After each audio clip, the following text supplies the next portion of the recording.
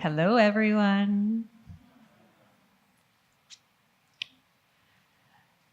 So my mother would point at my sister and very innocently say, if you want to marry the rich one, you marry her.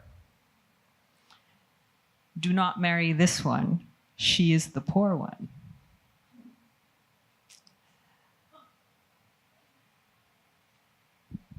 I have to show you this hand. The spiritual guru, when I was 13 years old, looked at my hand and said, she has a very short lifeline. And it's on tape. Oh, wait a minute. I just gave away my age. I meant it's on a memory stick. My aunt, very proudly, even till this day, introduces me to people by saying, look how tall she is. We wanted her to be Miss Universe. And my father, who is no longer here, in those rare moments that I would hear his pride, would say to people, she's a lawyer, you know. These expressions of love translated this way to me as a very young child. She is not smart, but cute.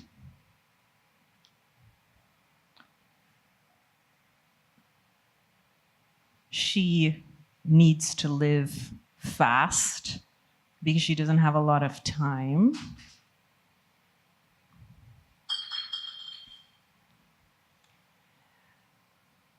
She needs someone to take care of her because she's not going to be a businesswoman. And remember, these were all said by people who genuinely loved me the most. People's expectations of who we should become defines most of us. It defined me for a really, really long time. And let me tell you how that played out. I graduated high school at 15. I had 5 degrees by the time I was 21. I speak 5 languages. I married the person who could take care of me and lived this very fast life until I decided to become me. So let me introduce you to myself again. I am Sallyann, and I am a teacher. When I am not everybody's expectation of who I should become, I'm extremely nerdy. I like to call myself an intellectual badass. I get up each day and the first words out of my mouth is, thank you for one more day. And then I color it.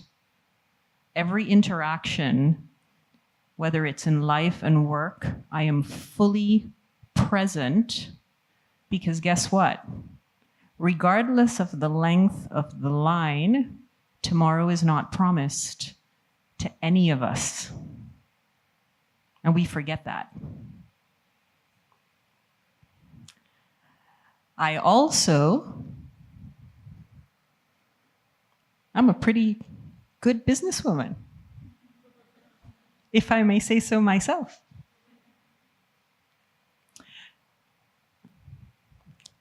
The expectations of who I am not is where I actually found my flame.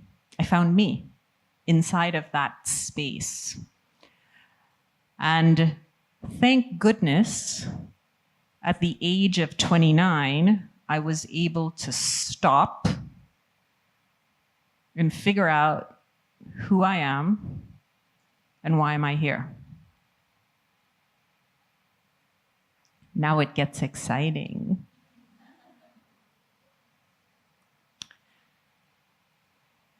So does this happen easily? Does the lightning hit you? Is the path clear and you just kind of know? No, none of that happens. But what does happen is I've realized that my quality of yeses increases by all the things I say no to in my life. So instead of having to-do lists, I have not to-do lists. Let me give you an example of some of the things on my not to-do list. So I am the average, mathematically, I told you I was nerdy, of the 5 people I spend the most time with. I am very conscious of who and what influences I allow into my space.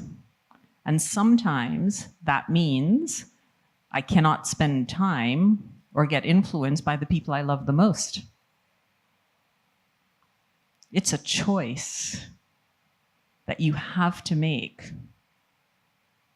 if you're going to honor, many of us, a path that only you can feel inside of you in terms of that flame. On my not to-do list, after almost 10 years of practicing law, I am never, ever, ever again going to do anything involving a 9-to-5 job, ever. In my not to-do list, and I can tell you, I actually tried doing that 9-to-5 job. And after 6 weeks, I physically got ill.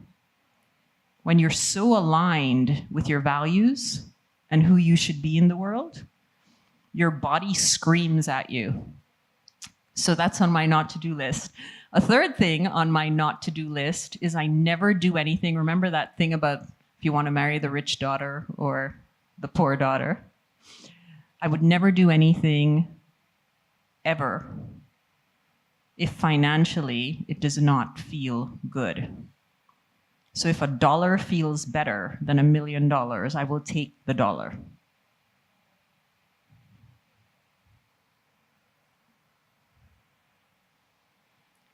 So who will I become because of all of this?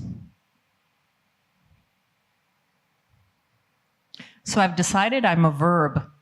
I'm not a noun. It's a conscious choice we all have to make. A noun, many of us, and particularly I'm going to speak to the women in the room, we are often a noun as somebody's daughter, mother, sister, and we forget we are just somebody. As a verb, it means I get to get up every day and decide how I'm going to paint that day. As a noun, I was a lawyer. As a verb, I'm an author. I published my first book 4 years ago. I had my Oprah moment. I have magazines that come out across the Caribbean, and I swear every time they come up, I kind of hold it up and I kind of feel like Oprah. I have a foundation. My foundation I created 7 years ago. And we, in the foundation, the entire team, we deliver soft human skills, which I will talk to you about very briefly soon. So far, 25,000 plus young people have gotten the benefit of financial literacy, communication, creativity in the school system in the Middle East and in the Caribbean. I have a tech company. Who would have thought? And who would I become has to do with this place. Exactly 4 years ago was the first time I came to your beautiful country, Brazil. I was actually here in São Paulo. I was here in this room. I was sitting where you were as a judge for social entrepreneurs up on this stage. The social entrepreneur who won the competition that day is that young man sitting over there in the room. At the time, I have to be really honest with you, 4 years ago, I probably had only ever downloaded a couple of apps. Okay, I just gave up my age again. I'm not a millennial. And when I was invited to be the nominating judge, I immediately read 5 books, nerd, and I came and I was a good judge. And I learned everything about technology. And here, 4 years later, I have a tech team, an AI team, a data science team, and my app delivers 21st century human skills that cannot be automated to hundreds of thousands of people across the world. I am so in over my head, it is not funny. I get up every day, one foot brave and the other foot scared.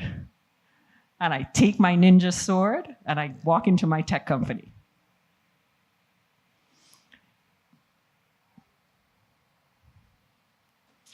All of you here in this room, you're with a bracelet. Yes? I would like you, there is an engraving on this bracelet. And on that engraving, do you notice how it's very soft and subtle? And it says, "Become more human." What I do have to say to you, being in technology, is that most of us made a judgment about each other in this room based on our physical appearances, maybe by the purse we have, the computer we have, the phone we have, by the things that are loud. What we miss is this subtle. It's the common humanity and the human skills in every single one of us. So I will end on this note by saying, the future of impact work is human. The future of impact work is the fire in every single one of you. The future of impact work is you. Thank you.